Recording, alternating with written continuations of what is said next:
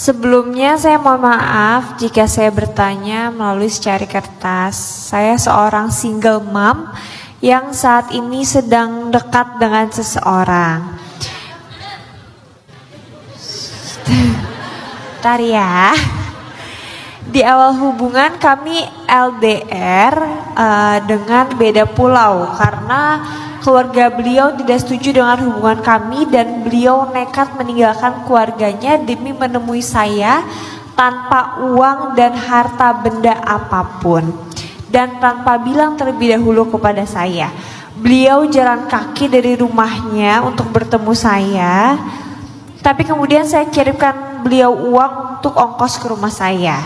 Setelah beliau bertemu saya dan keluarga saya, bukannya keluarga saya tidak setuju, hanya saja keluarga saya ingin beliau menstabilkan ekonominya terlebih dahulu sebelum berumah tangga dengan saya.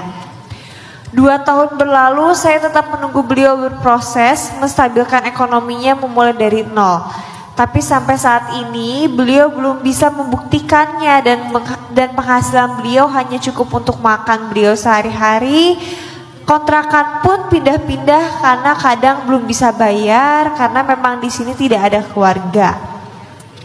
Pekerjaannya serabutan, kalau ada yang kasih kerjaan baru beliau kerjakan. Dan sekarang saya memutuskan untuk menjaga jarak dengan beliau karena saya lelah menunggu kepastian, Ustadz. Tapi beliau memutuskan untuk bunuh diri jika meninggalkannya. Menurut beliau, saya tidak menghargai perjuangannya dan beliau bilang kalau saya adalah pembunuh dirinya kalau sampai beliau melakukannya. Pertanyaannya, apakah saya salah dan berdosa Ustadz terhadap beliau dan apa yang harus saya lakukan dengan keputusan beliau? Mohon pencerahannya Ustadz, terima kasih. Assalamualaikum warahmatullahi wabarakatuh. Waalaikumsalam. Ada yang mau jawab? Mungkin tetangga sebelah sini kayaknya gregetan banget ya. Ada yang mau jawab?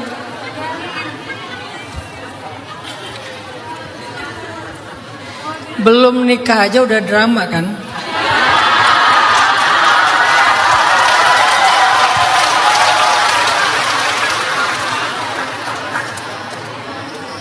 Kayaknya waktu 2 tahun itu waktu yang lama sih. Kita bukan nuntut orang untuk kaya ya, tapi nuntut orang untuk berubah, melihat perjuangannya. Harusnya sih 2 tahun itu cukup sih waktu untuk membuktikan sekedar kebutuhan, bukan untuk jadi yang berlimpah, sekedar untuk kebutuhan, bukan dirinya aja tapi calon keluarganya. Tapi kalau belum, mungkin memang belum siap. Saya nggak bilang belum serius ya, tapi belum sih siap. Karena itu salah satu indikator kesiapan dalam Islam, manusiawi. Yang kedua, harusnya dia fokus berjuang, bukan fokus dengan dramanya. Ini jawaban versi laki-laki ya. Kita kan nggak bercerita. Laki-laki tidak bercerita, jadi kita nggak mengeluh, bukan gaya mengeluh. Laki-laki itu nggak mengeluh. Tiba-tiba lengah dikit, pinjol. Nauzubillahimin zalik. Lengah dikit mancing, lengah dikit. Kalau saya lengah dikit diving gitu ya. Kita nggak bercerita. Kenapa? Karena nggak bercerita itu bukan memendam sendiri, bukan. Karena kita lebih suka berjuangnya daripada mengeluhnya. Itu arti laki-laki tidak bercerita. Dia nggak suka mengeluh, dia lebih suka berjuang. Jadi jangan habiskan energi buat pokoknya aku nggak bisa hidup tanpa kamu. Nggak, jangan gitu. Nggak gitu gayanya. Lagian perempuan ini menjaga jarak itu bukan berarti dia benar-benar mau ninggalin. Dia pengen dikejar. Tapi ngejarnya jangan dengan kayak ngeluh tadi. Pokoknya aku kalau misalnya kamu pergi aku bunuh diri loh. Apa sih? Udahlah, berjuang. tunjukin ke dia kalau kamu bisa. Kalau kamu berjuang ternyata dia pergi juga, perjuangan kamu gak akan sia-sia kok.